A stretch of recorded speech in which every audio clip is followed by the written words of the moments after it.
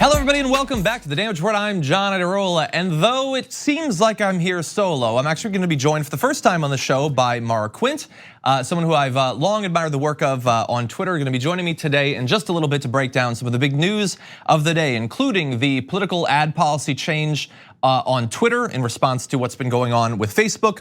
You've got a really interesting new development on the long-standing story of Cambridge Analytica, this time having to do with incels of all things, but very interesting stuff there, and some more developments as well. Later on in the show, let's see, we've got these Democratic fears that Tulsi Gabbard is prepping to run as a third-party candidate. I don't share those fears, and so I'm going to describe why that is, why I think that these fears are incredibly overblown at this point.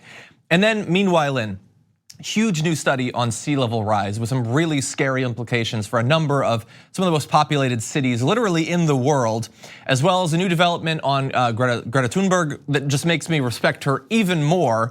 So that should be a lot of fun too. If you haven't already seen, already up on the YouTube channel at youtube.com/thedamagereport, you can see my initial impressions in a live video I did earlier today on the vote to move forward on the impeachment proceedings. And so take a look at that. There were a couple of Democrats who actually voted against it, and I gave my thoughts on them and what should happen to them. So go to the YouTube channel, you can check that out. But we're gonna be starting off today with a little bit more of a general look at Donald Trump and his presidency on a very important topic that is near and dear not only to him, but also to his base. Let's talk about Donald Trump's slogan. I don't just mean like things that he says a lot, like, lock her up, or stable genius, or Melania, wake up, I'm not done. I mean like formal slogans, campaign stuff. And these got Make America Great Again, and that's fine. But the one that you're seeing a lot during his re-election effort is actually promises made, promises kept. It's all over the place. Take a look at his social media activity. Promises made, promises kept. And then promises made and promises kept in September. And then promises made and promises kept when he's doing a speech. It's all over the place. But the problem with that is, he's made a lot of promises and he hasn't kept them. And we're not talking about all of them. That's not an analysis. We'll do that at some point. But like, he promised that he'd fix healthcare. In fact, he promised he'd do a single payer healthcare, everyone, universal coverage. And he hasn't. He promised he'd enact term limits for Congress. He hasn't even tried to do that. He promised that trade wars are easy to win, discovered they're not. He promised he'd bring back steel and coal, and it's actually doing way worse under him than it was before. He promised that the wall on the border would be built, and it hasn't been, and he especially promised that Mexico would pay for it, and of course it hasn't, and it won't. But as important as those promises that he broke are, there's one that I think is more empirical and more obvious, and if the Republican Party, if the conservative movement, if the Tea Party was serious about the things it says it believes, this would be the cardinal sin, and that has to do with the national deficit and the debt. And it's very clear what he had said he would do on these two areas. In February of 2016, the future president appeared on Fox News and assured viewers that if he were president, he could start paying off the national debt so easily. A month after that, in April 2016, Trump declared that he was confident that he could get rid of the entire multi-trillion-dollar debt, quote, fairly quickly. Pressed to be more specific, the future president replied, well, I would say over a period of 8 years. By July 2016, he was boasting that once his economic agenda was in place, quote, we'll start paying off that debt like water. I don't know what that means either, so don't feel bad that that doesn't seem to be an actual expression. It's not, just like he died like a dog. It's not an expression, he just thinks it is because he's a weirdo. But anyway, it was very clear there. National deficit is gonna be gone, national debt, we're gonna pay it off. So we're like 3 years into his presidency now, basically. How is he doing so far? So let's take a look at this promise made and see if it's also a promise kept. Well, the US government's budget deficit ballooned to nearly $1 trillion in 2019, according to the Treasury Department just a few days ago, as the United States fiscal imbalance widened for a fourth consecutive year, despite a sustained run of economic growth. So that's amazing. The deficit grew $205 billion, or 2016% in just the last year. The deficit is up nearly 50% in the Trump era. And considering when you actually mark the starting point for that, some say that he's increased it by 68%. So he's moving fast on it, but not necessarily in the right direction, actually. And so let's take a look at how this has worked out year by year. Interesting chart here showing the numbers for that deficit. And you can see you got a little bit of Bush at the beginning, It jumps up during the Great Recession, and then gradually Obama pays down the deficit, gets it lower and lower, and Trump comes in, and boom, boom, boom, it's jumping up year by year. Actually, oddly, like it did under George W. Bush. And the weird thing is, they're the party that says that they're fiscally responsible, not like those tax and spend liberals. They are responsible when it comes to the budget. They'll take control of it. That's why you should vote them into office. And yet it always seems to explode when they're in power. It always seems like a Democrat comes into office with huge deficits, and then they have to be the responsible ones, and then they pay it down, like in the 90s, like under Obama. And then they get voted out just in time for trillions more dollars to be given in tax cuts to the wealthiest people in the history of our species. And then what do you know? It jumps up again. In fact, just as a quick side note, I was doing some analysis of the tax bill that Donald Trump passed, and that's responsible for 20% of the increase in the deficit. So he could have been a lot closer to accomplishing his promise if he had just not made good on his promise behind closed doors to the wealthiest people in America that he would give them untold riches. So that's the deficit, blowing up under Donald Trump, despite all of his assurances that that wouldn't happen. What about the debt? Okay, that's something that Republicans have been talking about for decades. It is unsustainable. It is a national security threat to America that our debt is as high as it is, and especially so much of it foreign debt. Well, the US is $3 trillion more in debt than it was when Mr. Trump entered the White House. In those 3 years, it rose 15% from $19.9 trillion to $22.9 trillion. And that really should not be surprising, because when the deficit is going up, that's what makes the debt. I mean, if you got $1 trillion deficit, I have a prediction for how much higher the debt is gonna be in a year. I think it's gonna be like $1 trillion higher, actually. We'll see, maybe he'll exceed that. But anyway, he has made this big promise, and he wants to run on keeping his promises. And this is one of the biggest ones that he has not kept. And you might recall the Tea Party, who came into office saying, immediately, as soon as Obama was sworn in, Tea Party rallies were all over the place.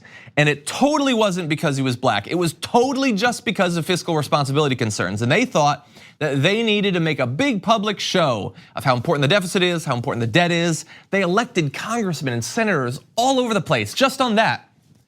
And yet, where have they been? Where have they been as they've been voting in favor of all of these priorities of Donald Trump that have exploded the deficit and increased the debt over and over and over again? It doesn't look good for them. It doesn't look like they were actually serious about those things. It certainly doesn't look like Donald Trump was serious time after time during the 2016 election when he promised that he would not do what he has now done. But here's the thing, Donald Trump still has one more year definitely as president, unless he's removed, which probably isn't gonna happen. He might even have 5 years. So while this is not a promise kept yet, there is still time. And I'm not saying I have a plan to get rid of the deficit, that I have a plan to get rid of the debt. Donald Trump has a plan. Not a plan that he revealed in 2016, but if you go back to 1999, Trump once proposed clearing the nation's debt at the expense of the rich. You can see a New York Times headline here. This was when he was doing an exploratory committee to run for president at that time.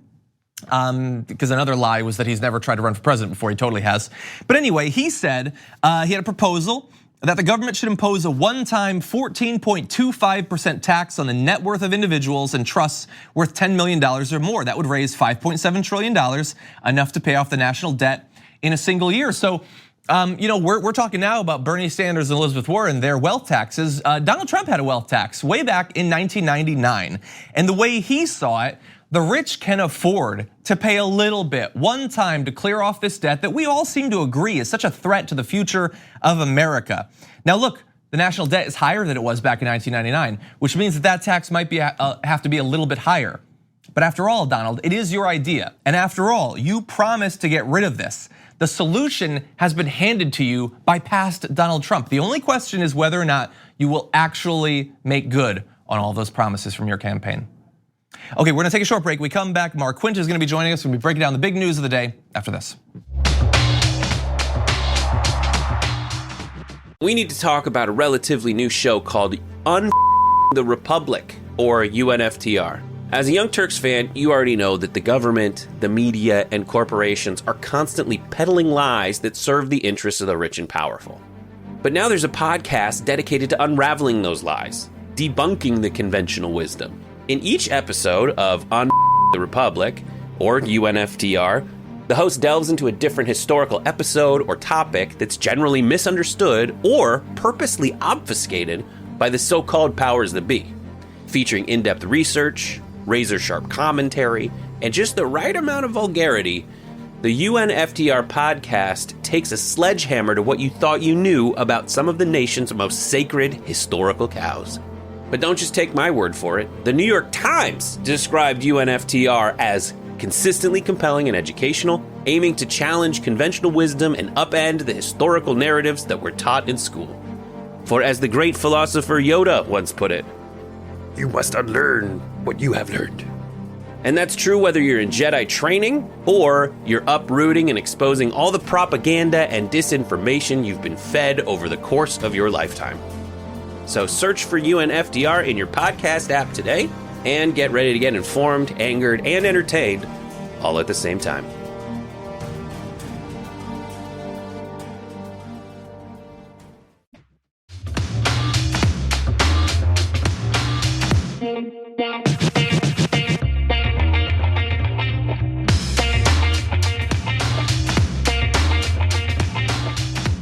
Facebook's attempt to clarify their policy on why exactly they will allow politicians to lie in political ads, it hasn't worked, and they're all over the place. But Twitter is very clear, actually. It was announced yesterday by Jack Dorsey, the chief executive. He said that political ads, including manipulated videos and the viral spread of misleading information, presented challenges to civic discourse, quote, all at an increasing velocity, sophistication, and overwhelming scale. He said he worried the ads had, quote, significant ramifications that today's democratic infrastructure may not be prepared to handle. And he added that he believed that the reach of political messages should be earned, not bought. And therefore, they will not be allowed. No politicians ads, no issue-based ads. So it's a pretty wide ban on Twitter. We'll see if this is more popular. And joining us now to discuss is Executive Director for Tax March, Maura Quint. Welcome to the Damage Report.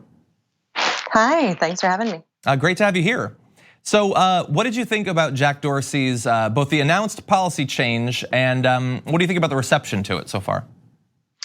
I think it's a very interesting thing. Certainly, I think it was unexpected that they would actually take those sort of steps. But I am wary of the broadness of it. When you're saying issue-based, that can be just about anything. And then I'm also really concerned about Twitter's ability to actually enforce this in a real fair way, because we've seen in the past that they haven't really had a lot of, I'll call it luck, in actually doing things fairly and correctly. So I'm very hesitant. I have seen a lot of people thinking that this is a very good thing and being very excited about it. And I can certainly understand the happiness in seeing a media company at least seem to care and want to take some steps, but it's all about how they do it. And especially for Twitter, which has not seemed to care about most people's concerns about Twitter since the beginning of Twitter, actually. So you raised issues about the issue-based ads, and I wonder too, like if BP buys an ad about how awesome crude oil is, they're not targeting me with that. I'm not going to go buy a big barrel of oil or anything. Like if there's a documentary about abortion or something, I mean, is that not political too in some respect? And so where do you think it will be? Based on your experience on Twitter, how do you think that this is likely to actually play out in reality? Well, I don't have the best experiences on Twitter to go off of, so I would be very, very hesitant to see this actually being something that is a net good.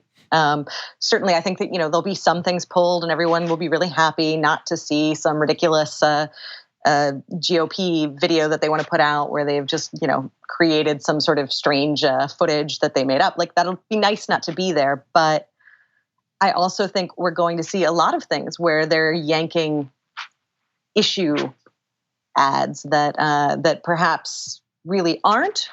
And they're leaving other ones where we can definitely argue, okay, this is making a very clear lobbying point and wants to be seen as an issue ad, and it's still up there because it was paid for by a corporation. You know, I've been watching since the announcement to see, both people I don't tend to agree with politically, but those I do. What do they think about this? Because it's a very different stance than Facebook, and it's been interesting who has come out in support and who's against. There's a lot of progressive voices on Twitter that are saying that this is overbroad, that this would harm campaigns like, for instance, Bernie Sanders, who does a lot of Twitter advertising. That sort of more organic sort of advertising could be hurt. But at the same time, AOC, who really helped to raise the profile of the Facebook side of this issue, she came out in support of Jack Dorsey's plan. She doesn't say it's her ideal plan, but she supports it at the same time that like Hillary Clinton supports it. So it really does seem kind of all over the place at this point.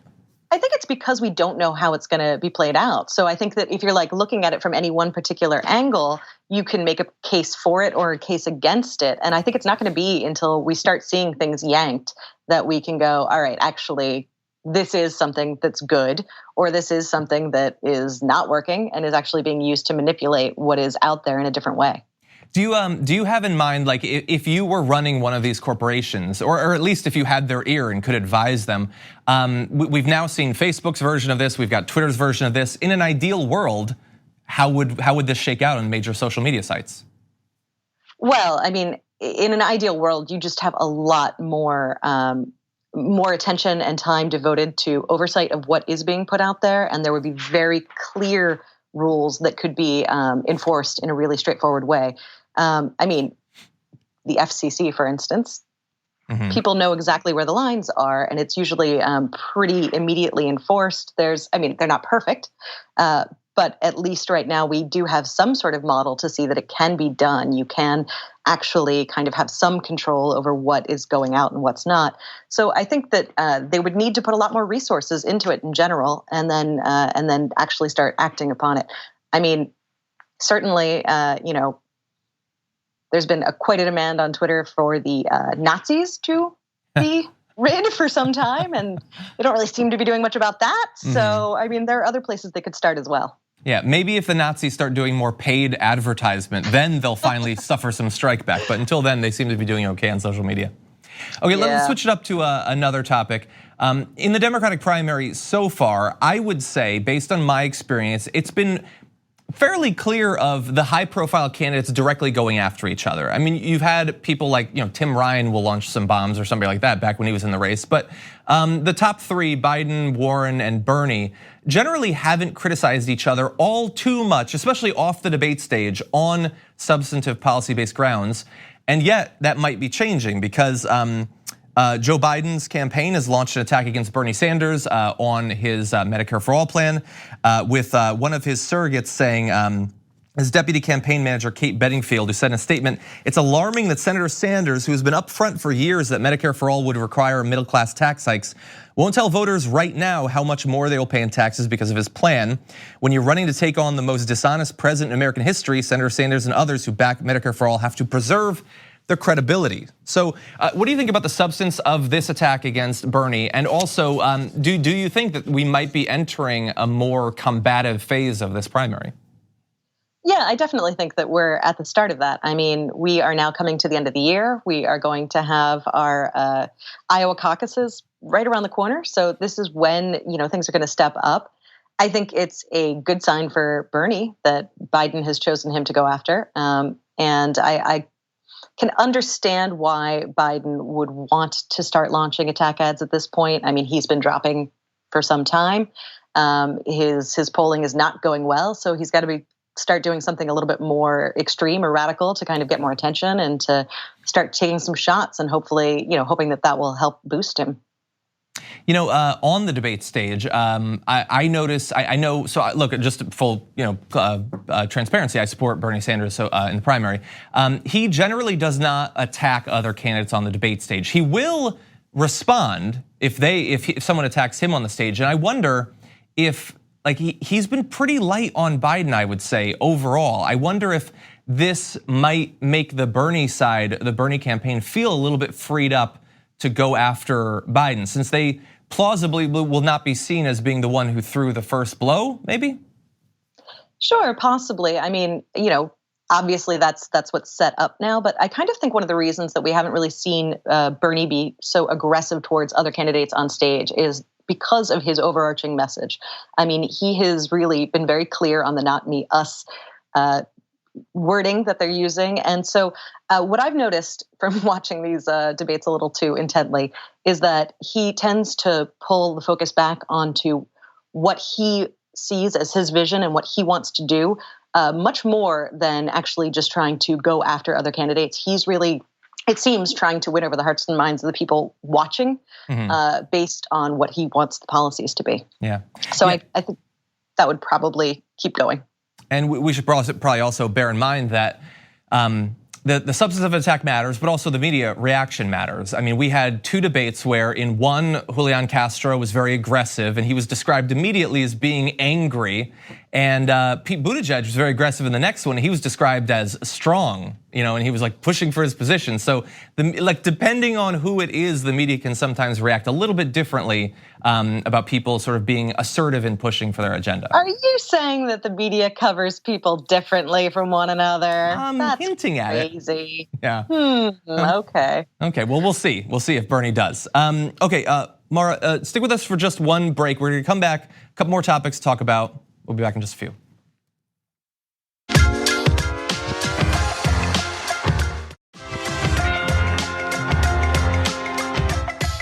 The story of Cambridge Analytica and their activities during the 2016 election on using social media to try to manipulate people psychographically into supporting one sort of politician and not others is a fascinating story with a new twist that I did not see coming. And this comes courtesy of one of the whistleblowers from inside Cambridge Analytica. At a talk at the Emmanuel Center in London on Monday, Christopher Wiley said that Steve Bannon viewed incels as easy victims for manipulation as they were, quote, lacking economic opportunities and were more prone to, quote, conspiratorial thinking. He said that can make an impact if you get an extra 1%, an extra 2% in that swing state, and you win that swing state, that might mean you win the presidency. So Maura Quint joining us once again. I've heard a lot of explanations as to why the presidency went to Donald Trump. I haven't heard it placed on the backs of incels yet. It's kind of surprising that you haven't heard it placed on the back of incels yet, really. I mean, we were gonna get there eventually. So, this is not so much a surprise. I think it makes, a lot of sense given that what the Trump presidency was selling was telling you that there's somebody else who's responsible for your problems in a very direct way. I mean, they were really running on sort of a message of hate, and fundamentally, that's what you're looking at when you're looking at someone who identifies as an incel. There's somebody who is looking for an outside source to blame, and specifically an outside group to blame for what they perceive as some unfairness done to them. So, it's hand in hand. I mean, it makes sense. They should be probably their target market. Yeah, it's really fascinating. The Republican Party isn't necessarily sophisticated in many different ways, but one of the ways that they are sophisticated is they've been able to identify these seemingly disparate groups, all of whom are incredibly frustrated about something in their life, and then they all lash out at the wrong people who aren't actually causing it. So the incels hate women, and people who are related to incels, the pickup artist communities and all that, the men going their own way, the red pill and all that. You have the people who think that it's all about race. You have the Islamophobes and all of that. They all think that someone who is different than them demographically or psychographically is responsible for this. And somehow all of those groups have been sort of shepherded into the right wing, into supporting tax cuts for billionaires and banning Muslims from coming into the US. Yeah, they've done a fantastic job. I mean, their primary goal has always really been very economic and very, how can we give the wealthy more money? And so being able to manipulate people on this sort of societal level and then push them to just sort of take whole package these economic worldviews has been pretty impressive, definitely. And certainly in the reverse, it's something that the Democratic Party has really failed to do.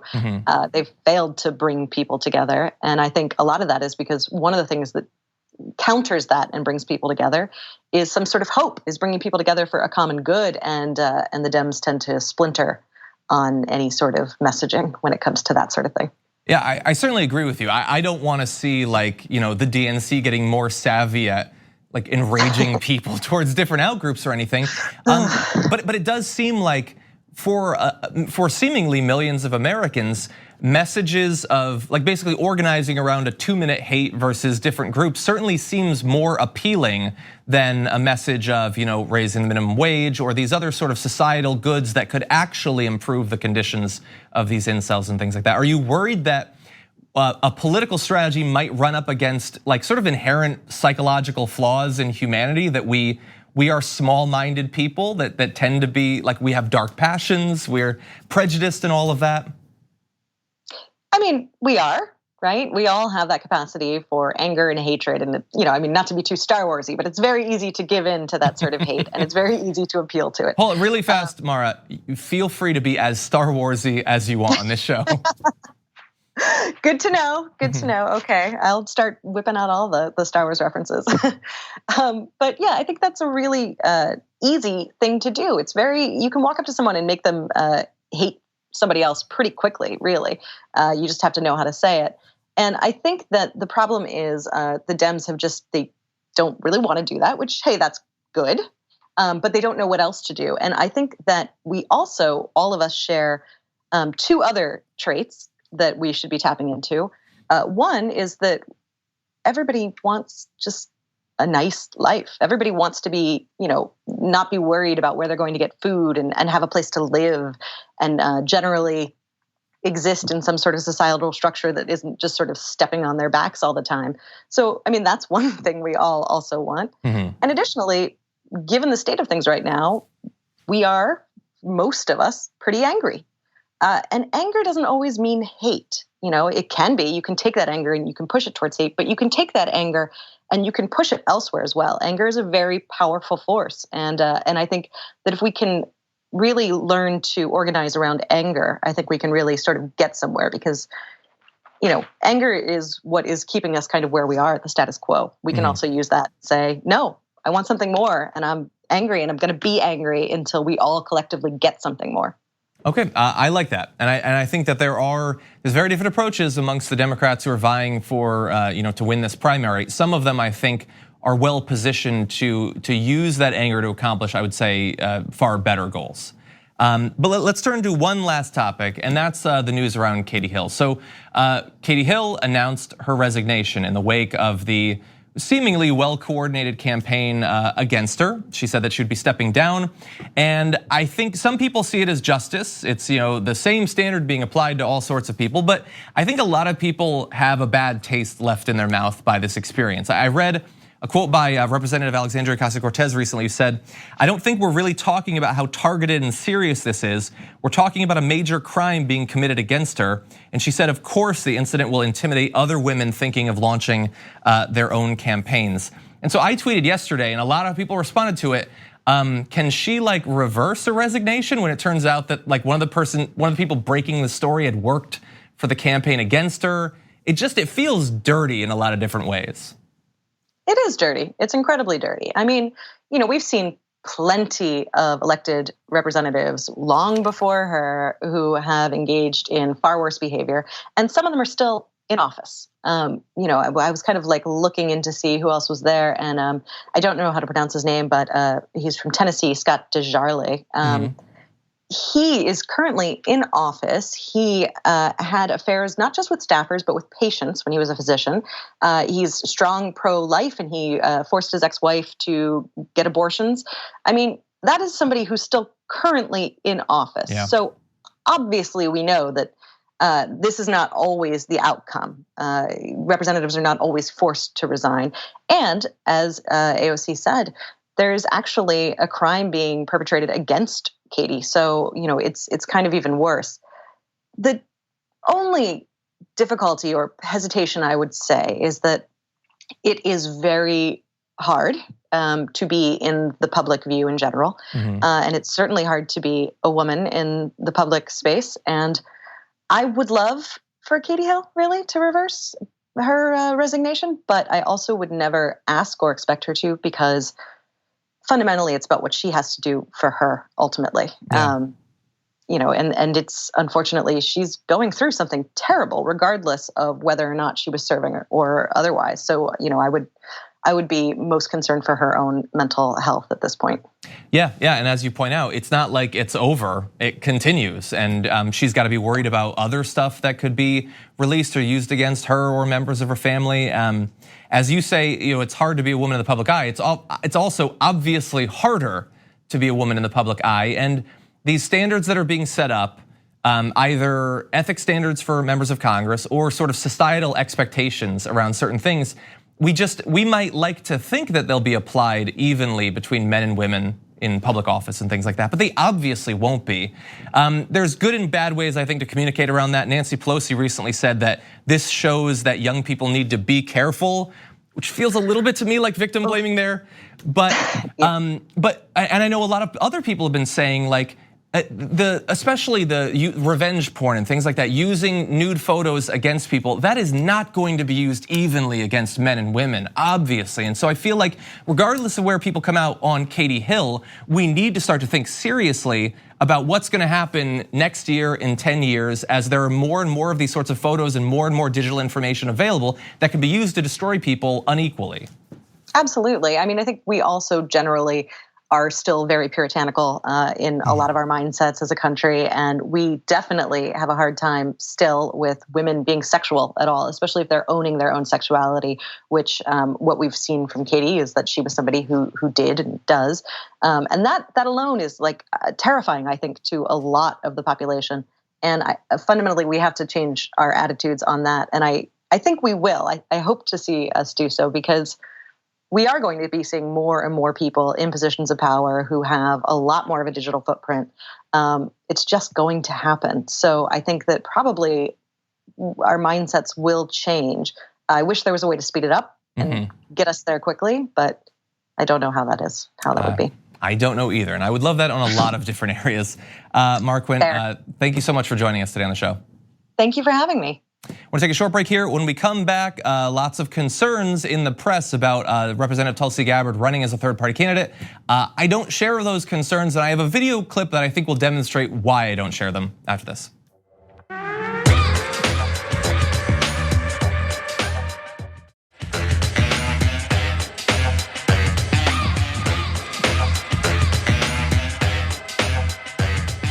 Over the past week or so, you've probably seen all over the internet a new wave of hot takes about Representative Tulsi Gabbard and her presidential ambitions, and they all have a common thread: fear amongst people who don't support Tulsi Gabbard that she will in fact run as a third-party candidate. And I just don't see it, which I hope to explain why in this video. But I wanna give you an example of what form these come in. So take a look at this. You'll see a long video, an interview getting into it with a panel about how Hillary Clinton suggests that Tulsi Gabbard's being groomed as a third-party candidate, which was news for like a week or two. You've got, on the Hill, Gabbard stokes fear among Democrats, and it's really all over the place. This concern that we're gonna take a look and a particular statement or a particular tweet or a particular action or a particular way of campaigning, all of it secretly means that although she says she's serious about running as a Democrat, she in fact is just going to run as a third-party candidate. And what might that do to the 2020 election? And I don't share those concerns because I've looked at the actual evidence, and she has been incredibly clear about third-party candidacies. And so let's take a look at something. This is just back at the end of August, just a little bit ago. Here she is. Earlier this month, you told our political reporter Caitlin Huey-Burns that you would support the Democratic nominee if you end up not winning the primary.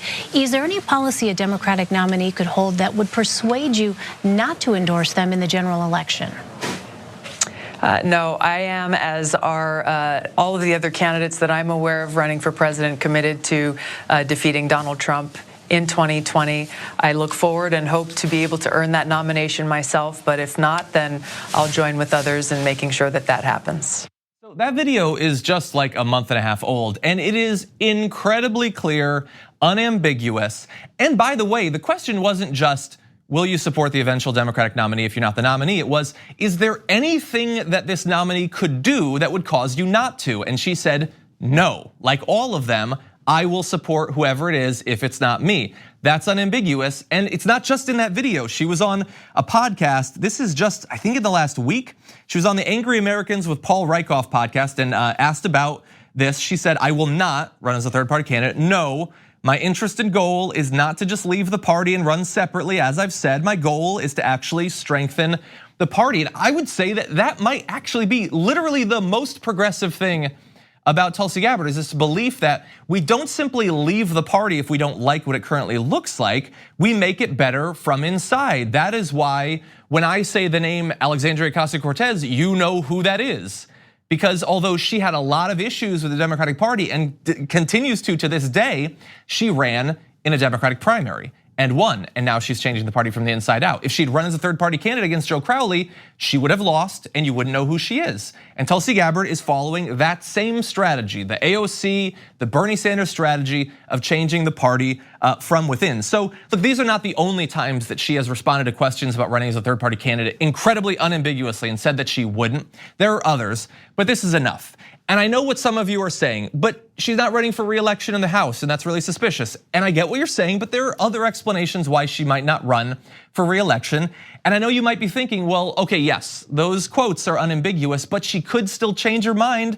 And yes, technically that could happen. And considering how unambiguous she's been year after year on this topic, if she were to change her mind and run as a third-party candidate, that she would have no credibility whatsoever. Every actual progressive would have it on them to denounce her because she has been so clear about what would actually be accomplished by her running as a third-party candidate.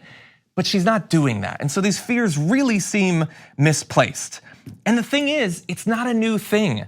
Like, I don't know why you're not supposed to talk about the 2016 election and how progressives voted in that way. Like, you're supposed to pretend that they didn't, but you might remember 2016, Bernie Sanders campaigned for Hillary Clinton after the primary was over. Okay, he gets attacked for not doing that, he did.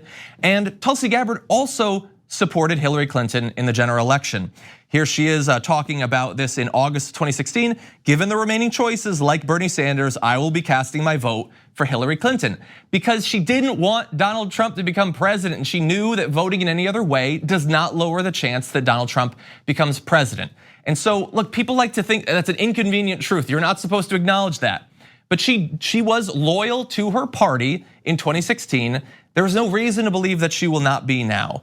And look, honestly, let's say you were to discount all of this. Let's say, let's not listen to what she said. Let's not look at what she's done. But what if she did anyway? What if she ran? The fear, of course, is founded in a belief that it would increase the chance that Donald Trump gets reelected.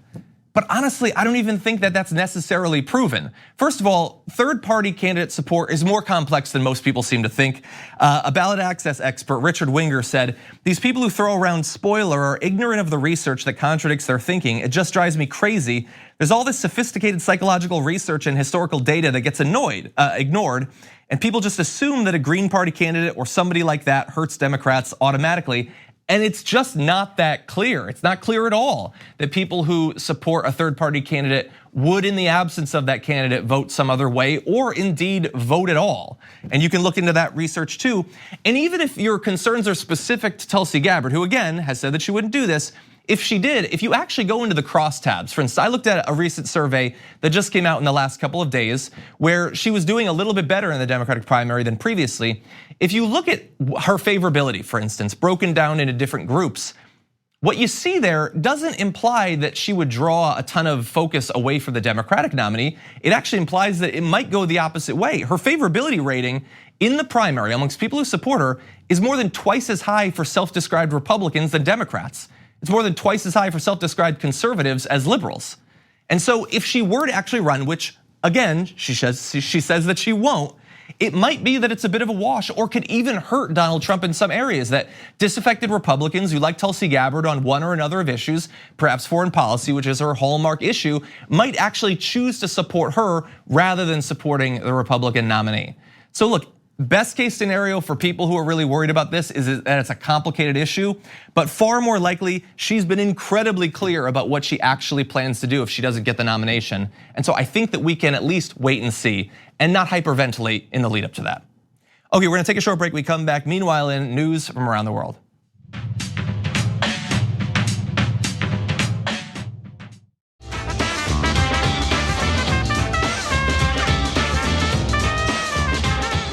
And now news from around the world, and meanwhile in.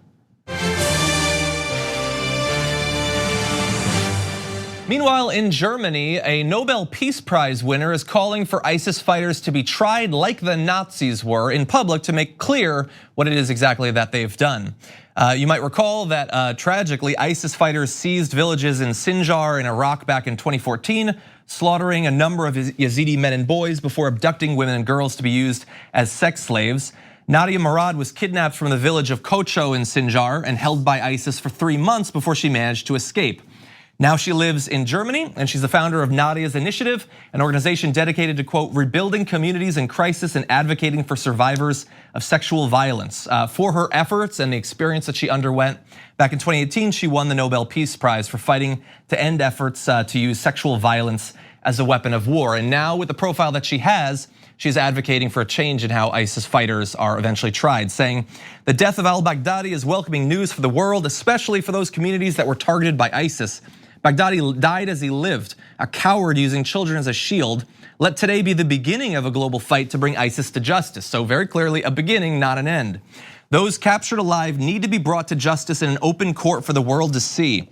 Justice is the only acceptable course of action.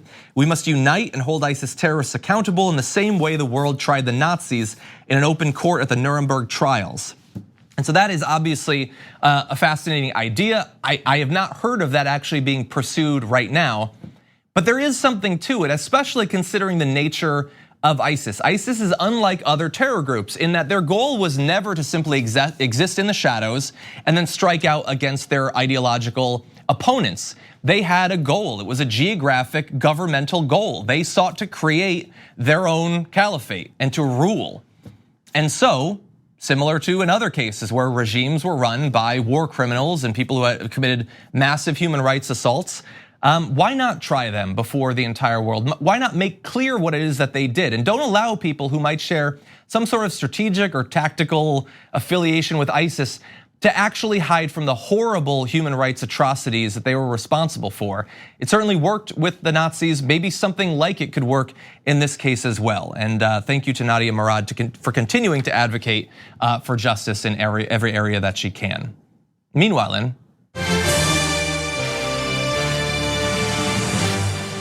in Sweden, Greta Thunberg has been awarded an environmental award with a cash prize for her efforts. And in response, she has said, no, I don't want it. And she explained why. She said, I have received the Nordic Council's Environmental Award in 2019. I've decided to decline this prize. Here's why. The climate movement does not need any more awards. What we need is for our politicians and the people in power to start to listen to the current best available science. The Nordic countries have a great reputation around the world when it comes to climate and environmental issues. There's no lack of bragging about this. There's no lack of beautiful words.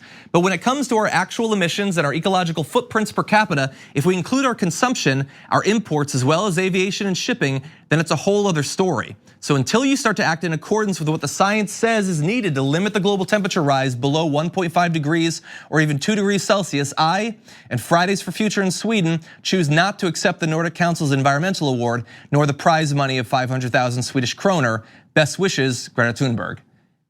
That's strong. I mean, especially considering it's money. But her response showed not only sort of like courage and integrity, but also, again, a sophistication of the material that she's advocating for beyond what most adults would be able to manage. So great job there in Greta for both when you're being attacked, but even when you're being lauded for sticking to your principles there.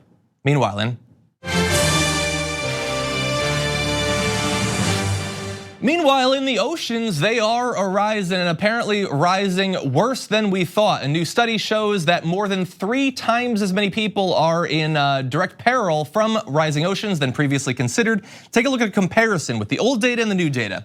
Here is Vietnam, where 20 million people live. You can see that it was always going to be bad for them as the oceans rose, but in the end, there is not going to be much of the entire country left once the oceans are done. Heading over to Bangkok, you can see a very similar story. It was going to be bad. It is going to be devastating by 2050. On to Shanghai, where obviously many, many people live. Let's jump to Shanghai here. You can see that area, again, will be decimated. Best case scenario, it becomes an archipelago, effectively, where millions and millions of people will have to flee ahead of the changes. In Mumbai, too, another heavily populated area, It didn't look too bad, except for the outlying areas, but where Mumbai now stands, an ocean will soon stand. This is devastating, and by the way, even this, as is always the case, it's kind of an understatement because they're not even factoring for population growth between now and 2015 or coastal erosion. This is simply changing ocean levels. So as bad as that looks, it's gonna be worse. And I've looked here in the US as well. New Orleans is going to be gone. Miami is going to be devastated. All of this is going to happen and it is going to cause utter chaos. Let's try to limit it to utter chaos and not move beyond that to an actual apocalypse. Okay, that's all the time we have, unfortunately, today. Thank you so much for watching. We've only got one more day of the week, but I hear Brett Ehrlich is gonna be on. Some people think he's quite a fun guy. So tune in tomorrow, he'll be joining me there. And thank you for watching. We'll see you tomorrow morning.